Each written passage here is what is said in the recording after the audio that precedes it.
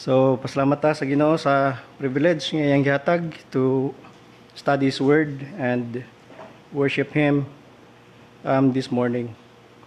So, I was tasked to preach about work attitude.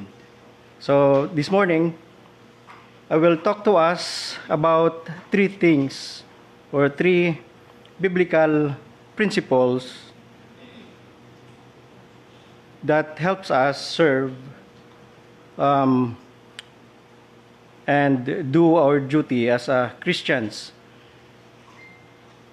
and as servants and followers of the Lord Jesus Christ. So kung maghisgo ta og work, what motivates you to perform well? So maybe some of us get inspiration from other people who are top performers in our work, and maybe others are motivated by the pursuit of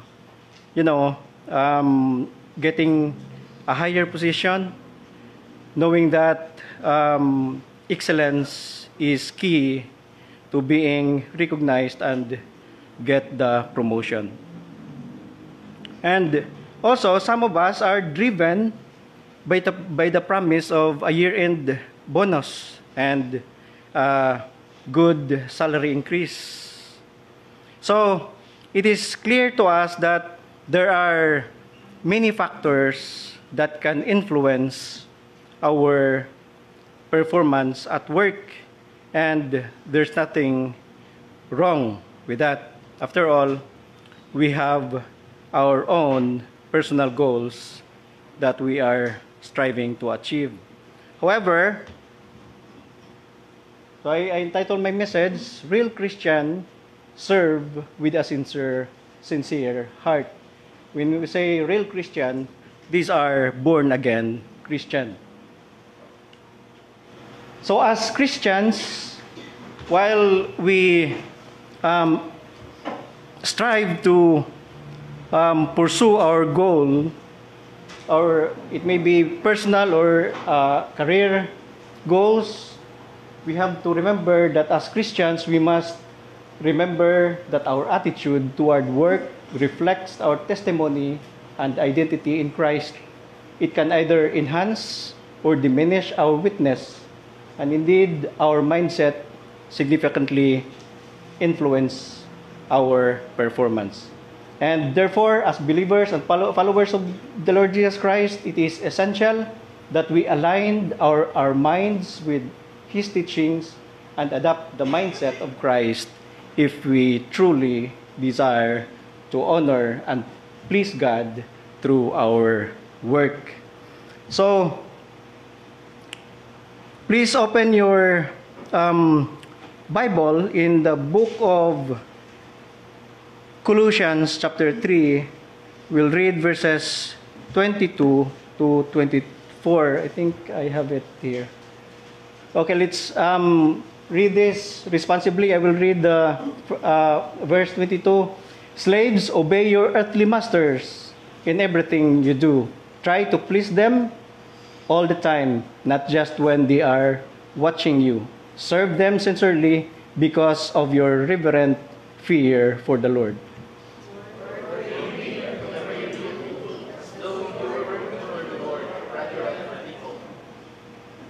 Altogether, remember that the Lord will give you an inheritance as your reward, and the master you are serving is Christ.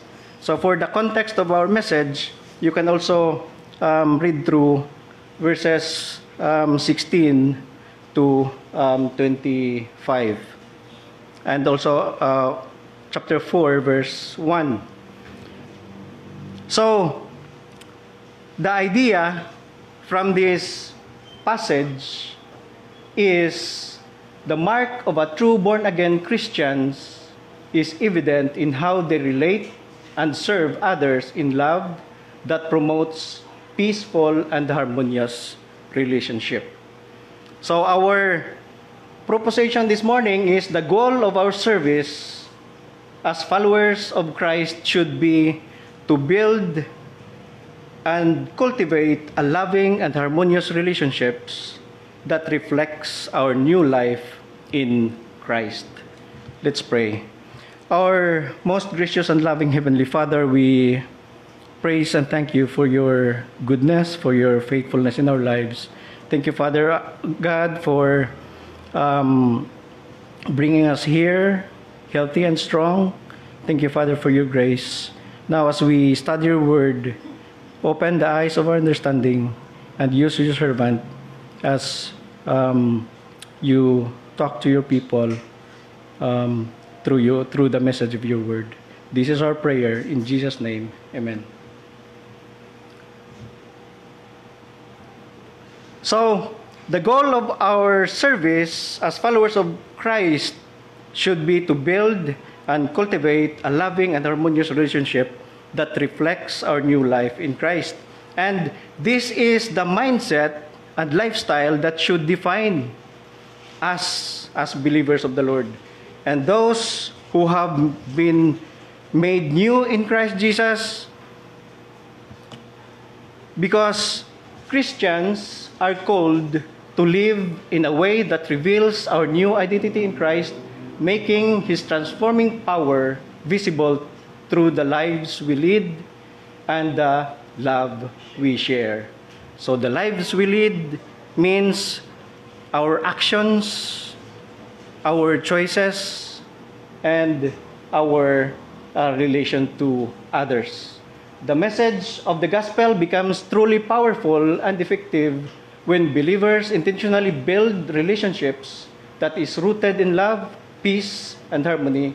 It is through the Christ-like connections, these Christ-like connections, that the light of the gospel shines most clearly.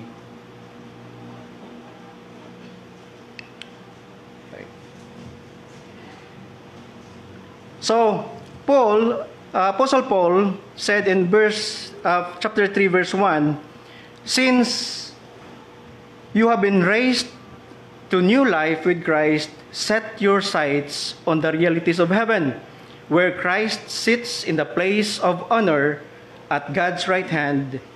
Think about these things, about the things of heaven, not the things on earth. For you died to this life, and your real life is hidden in Christ, with Christ in God." Then in verses 12 to 17, he said, "Since God chose you to be the holy people He loves, you must clothe yourselves with tender-hearted mercy, kindness, gentleness, and patience." Verse 13, "Make allowance for each other's fault and forgive anyone who offends you. Remember, the Lord forgave you, so you must forgive others. Above all, clothe yourselves with love, which binds us all together in perfect harmony." 15, "And let the peace that comes from Christ rule in your hearts, for as members of one body, you are called to live in peace and always be thankful." Then in verses 18 to 22, he narrate the responsibilities of the wife to their husband to their wives, children to their parents, and father to their children, and slaves to their master, and master to their slaves in chapter 4, verse 1. So this leads us to our first point. And this is taken from verse 22. Christians should serve with a sincere attitude. So it says, slaves, obey your earthly masters in everything you do. Try to please them all the time, not just when they are watching you. Serve them sincerely because of your reverent fear of the Lord. So, sincere,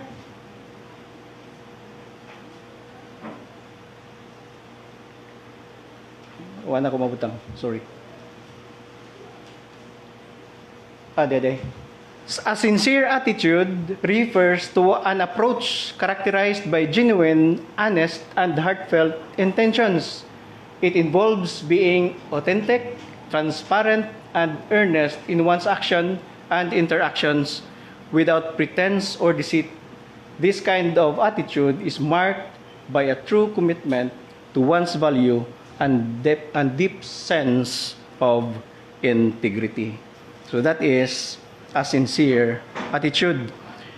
So, to serve with sincere attitude, one must serve with a renewed mentality. One must serve with a renewed mentality. Colossians chapter 10, chapter 3, verse 10, put on new nature and be renewed as you learn to know your Creator and become like Him.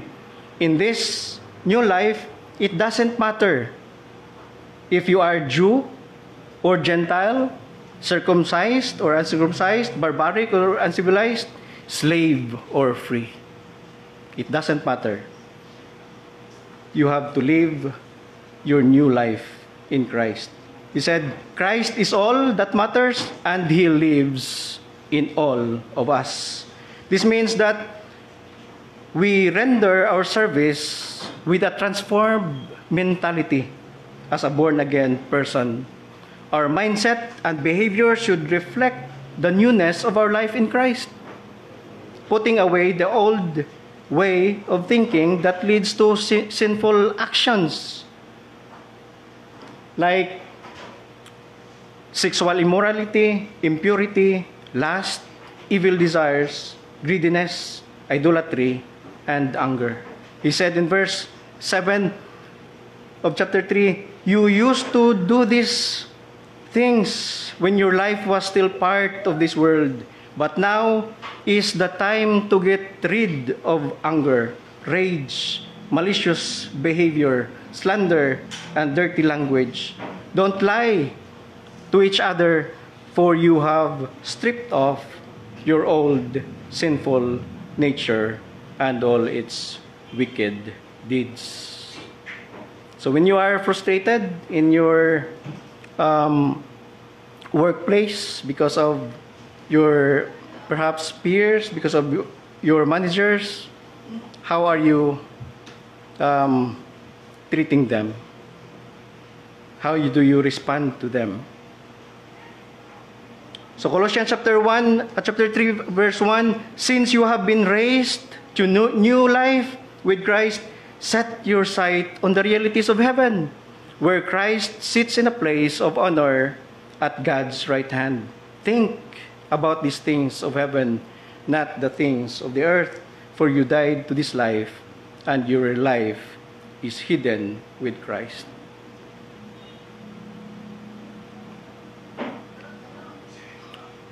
A transformed mind is necessary to be able to serve sincerely or genuinely with sincerity of heart.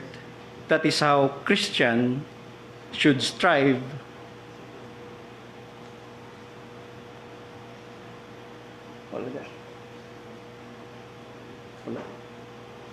That is how Christians should strive to possess a new person in Christ. So this is what we should strive as a new person in Christ, a transformed mentality. Not only serve with renewed mentality, but Christian should also serve to build a loving and harmonious relationship. We serve with the purpose of creating a loving, harmonious, peaceful relationship. Above all, said in verse 14, clothe yourselves with love, which bind us all together in perfect harmony. and let the peace that comes from Christ rule in your hearts. For as members of one body, you are called to live in peace and always be thankful.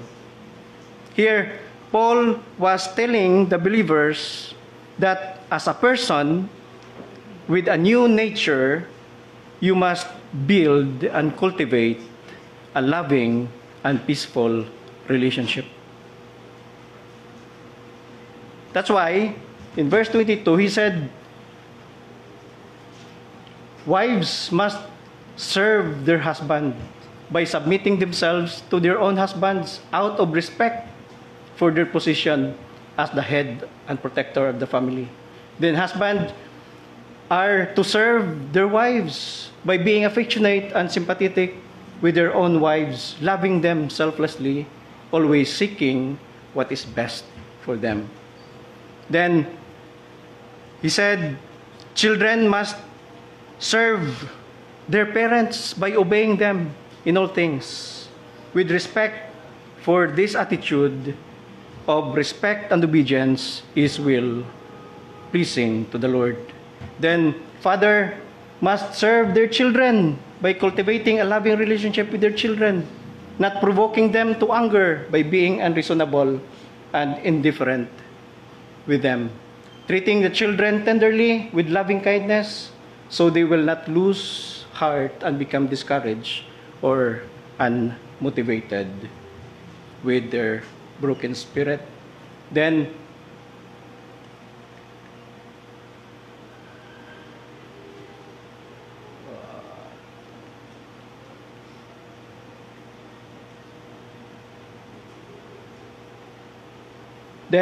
slaves must please their masters by their unconditional obedience at all times. Then he said in chapter 4 verse 1, master must treat their slave fairly by giving them just and fair treatment, knowing that you also have a master in heaven. You see, murag giuna ni Paul ang relationship nato sa family. Because our relationship with our loved ones is important. So, if Christians approach their service to God and to others, especially to our fellow believers, with this mindset and purpose, it would foster peaceful, harmonious relationship among the followers of the Lord Jesus Christ. And the result of this is unconditional obedience. Obey your earthly masters, Paul said to slaves, in everything. So it is unconditional obedience. And in the same way, Christians will render their wholehearted unconditional service like a slave, in obedience to everything that the Lord and Master Jesus Christ had commanded us. Slaves obey their masters with no other agenda in mind other than to give their best and unconditional service to their master. Slave does not care if he gets something or get nothing in return for his service.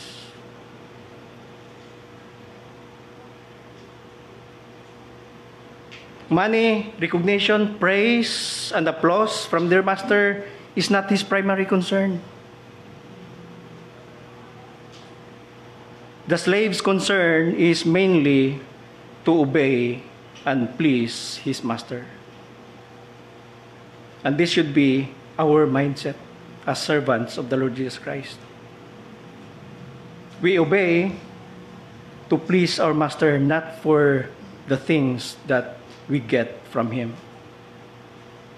Slaves give their sincere service in obedience to everything that their earthly master told them to do, to please their master all the time. And this obedience is maintained not only during kindness and reasonableness, but also during cruelty.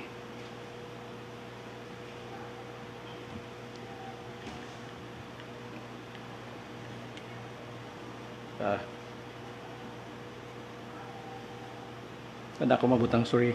But you can look at 1 Peter chapter 2, verses 18 to 21.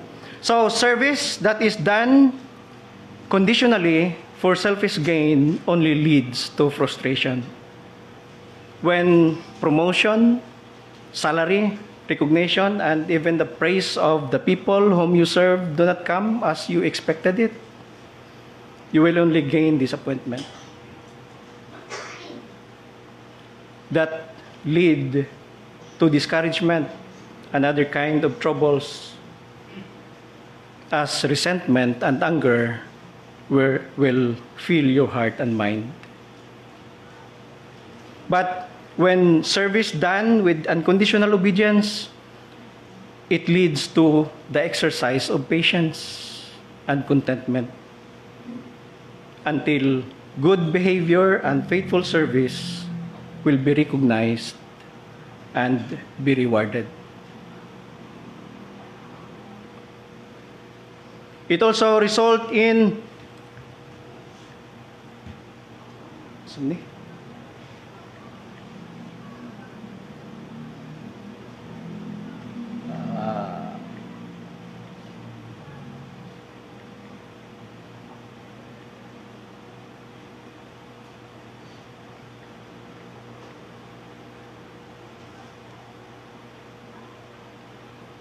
movement.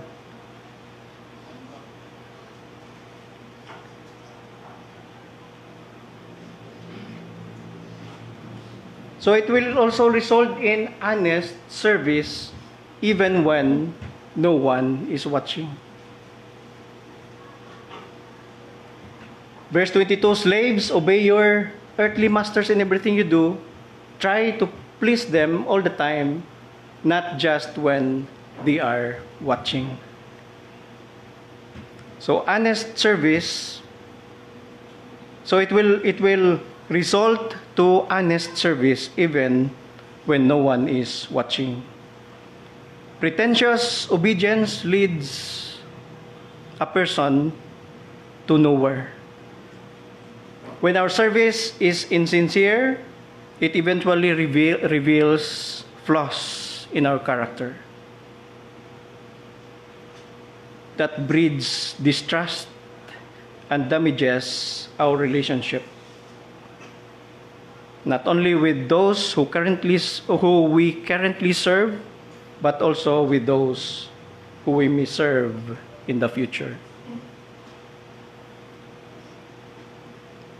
In contrast, the honest service of believers not only reflects goodness, faithfulness, and reliability, it also strengthens the credibility of their testimony about the Lord Jesus Christ and make the message of the gospel of Christ more appealing to others. And third result is we serve out of reverential fear for the Lord. So we serve out of reverential fear of the Lord. So serve them sincerely because of your reverent fear of the Lord. So service that is fueled, this kind of service, this is the service that is fueled by a very deep and intense respect for the Lord, aiming to glorify God and exalt Christ, the Master and Lord, and bringing honor to His Word. Ephesians chapter 6, verses 5 to 8.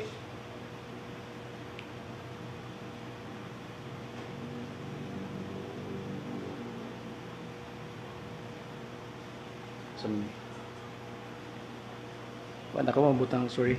But it says, "Slaves, obey your earthly masters with deep respect and fear. Serve them sincerely as you would serve Christ. Try to please them at all time, not just when they are watching you. As slaves of Christ, do the will of God with all your heart. Work with enthusiasm, as though you were working for the Lord rather than for people. Remember that the Lord will reward each one of us for the good we do, whether we are slaves or free." In 1 Timothy chapter 6, verse 1, Paul said, all slaves should show full respect for their master, so they will not bring shame on the name of God and His teachings. So that should be what we are doing as servants of the Lord. As believers and servant of the Lord Jesus Christ, our Master, we must serve with all our heart, showing full respect to Him, and do the same to our earthly masters and fellow men, especially to our fellow believers in the Lord Jesus Christ. We are to serve them. And to our second point, Paul says in Colossians chapter 3, verse 23, "Work willingly at whatever you do, as though you were working for the Lord rather than for people."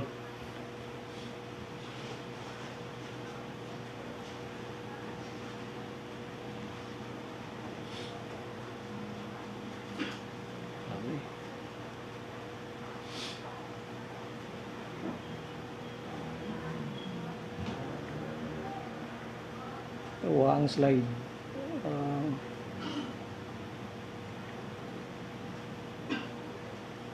Okay. So,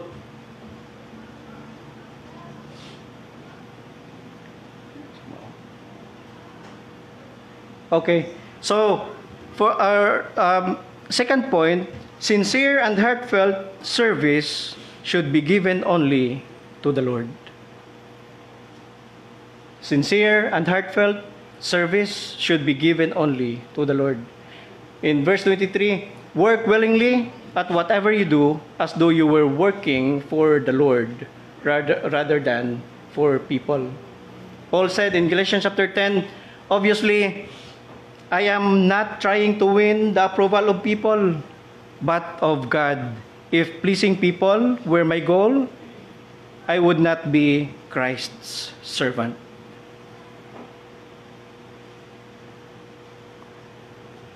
You see, in our real world, when our service is motivated to please anyone other than God, the tendency is we become upset and discouraged when we are not getting the things or something in return. So how many of you are frustrated in your workplace or even here in the church while you are serving because you are not getting the recognition and maybe the money that you expect? So that is in our real world. When we serve with the aim of pleasing people and don't receive the recognition or reward we expect, it leads to frustration. We will become frustrated, and it can grow into discouragement and even anger because of our resentment to these people. But on the contrary, when we offer a willing service to God, it transforms our perspective and purpose. It transforms our perspective and purpose for serving and deeply influencing how we serve. It influences our way of serving when we offer our willing service to God. So rather than viewing our job solely as a means of livelihood, we begin to see them as a ministry at the same time, which is an opportunity to influence others through our godly attitude and conduct at work. It becomes a ministry, an opportunity for us to influence others through our godly attitude and godly conduct. This perspective opens doors to share our faith in Jesus and the message of the gospel with those around us. So instead of working solely for high performance rating, we strive for excellence also to influence others and build meaningful relationships. This way, when opportunity arises to share the gospel, we can point people to Christ. So Christians should offer their sincere service only for the Lord and not for anyone else, with the goal of pleasing Christ, our Master and Lord. And we should do this for the purpose of making Jesus Christ known to others. In verse 3, Paul said, "For you died to this life, and your real life is hidden in Christ, with Christ in God. And when Christ, who is your life, is revealed to the whole world, you shall share in all His glory." So, our service should aim to make the Lord Jesus Christ known. So as believers and followers of the Lord Jesus Christ, we are called to make Him or make the Lord Jesus Christ known to others and to all people around us by testifying that Jesus is the Son of Man. He is the only begotten Son of God, the Father who is the King of Kings and Lord of Lords, and He will come to judge all men according to their works. And also,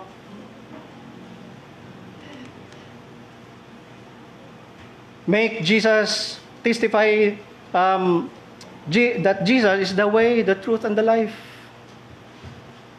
That no one could come to the Father, or no one could go to heaven except from Him.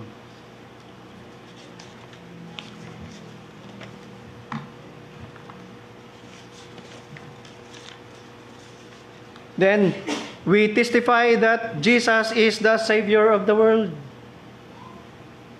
And those who believe and put their trust in Him will have eternal life.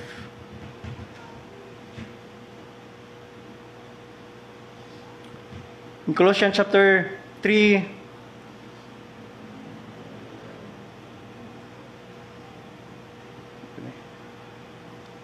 verse 16, wala.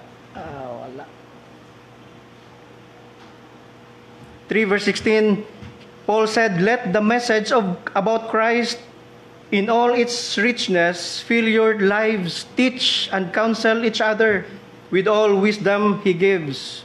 Sing psalms and hymns and spiritual songs to God with thankful hearts."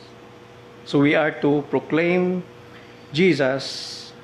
We are to make Him known and teach His word to others. So we must serve to make Jesus Christ, who is our Savior and Lord, the very source of our life, known to all men. And who are these people? It may be your unsaved husband. It may be your unsaved wives.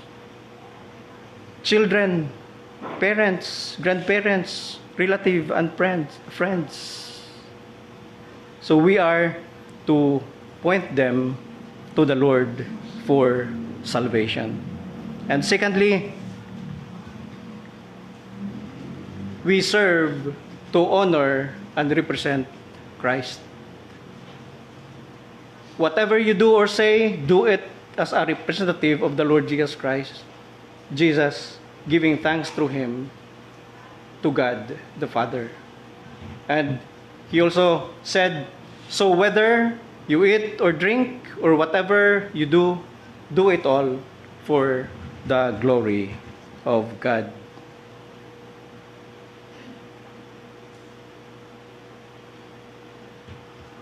So Paul here is encouraging the believers, encouraging us, saying, whatever you do and whomever you serve, do it as a faithful representative of the Lord.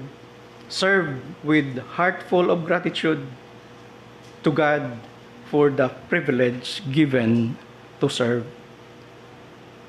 So we are to represent Christ. We are to make Him known. And lastly,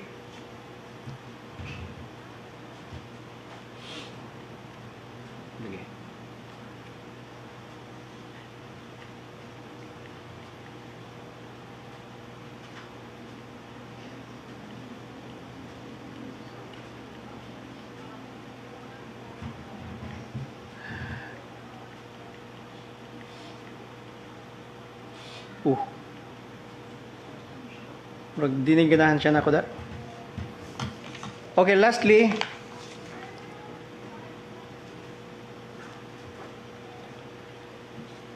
so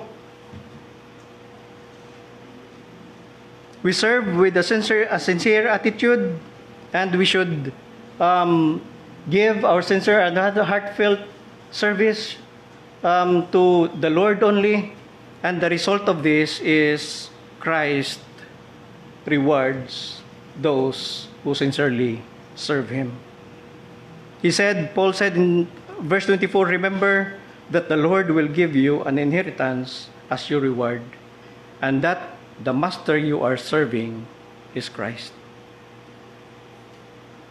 1 Peter chapter 1 verse 3, it says, all praise to God, the Father of our Lord Jesus Christ. It is by His great mercy that we have been born again, because God raised Jesus Christ from the dead.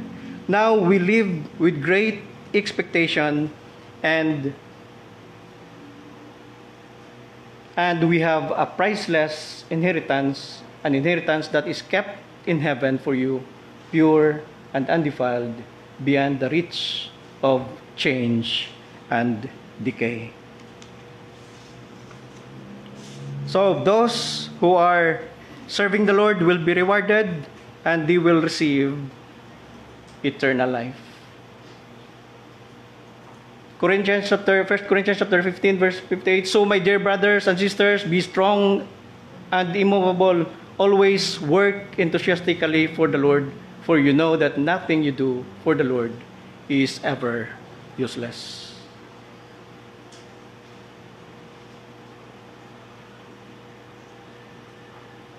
Romans 6:22, but now you are free from the power of sin and have become slaves of God.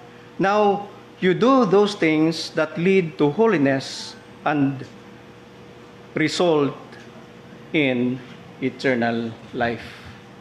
It results to eternal life. So you will receive eternal life, and the Lord will give eternal life to those who sincerely serve Him. And also, Christ will reward those who serve Him with sincerity of heart by sharing His glory. So He will share His glory to those who serve Him sincerely. Philippians chapter 3 verse 21, He will take our weak mortal bodies and change them into glorious bodies like His own, using the same power with which will bring everything under His control. in 2 Corinthians chapter 3, verse 18, so all of us who have had the veil removed can see and reflect the glory of the Lord.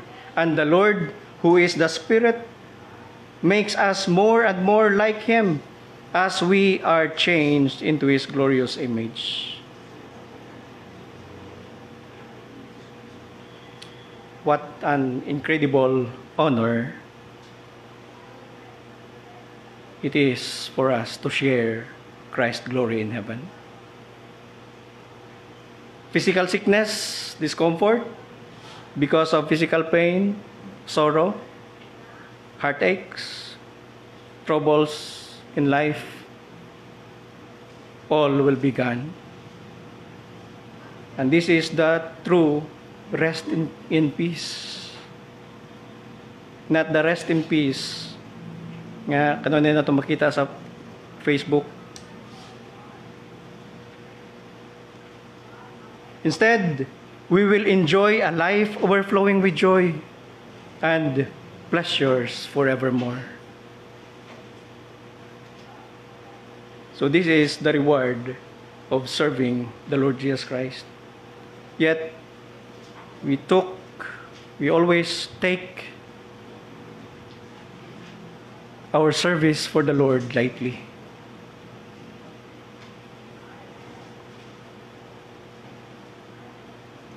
And yet, we always ask the Lord for blessings.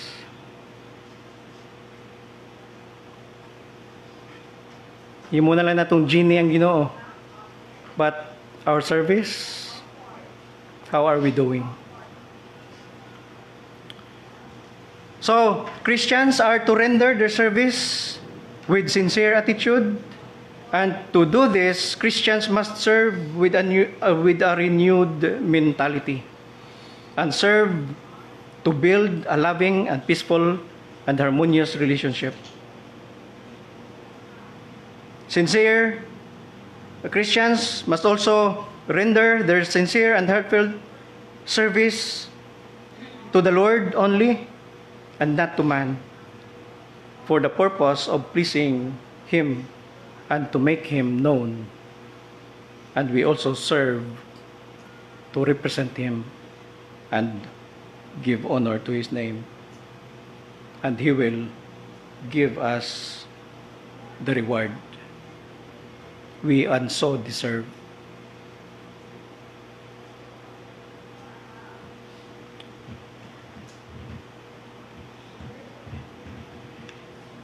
So, for reflection, what is our attitude towards our work?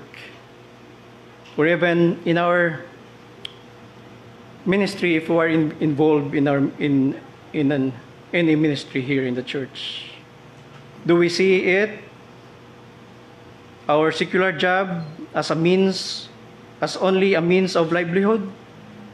Something we do it out of obligation or personal gain? Or do we recognize our job as a blessing from the Lord? An opportunity for us to serve, to grow, and to build meaningful relationship, perhaps with our leaders, with our peers, and those around us.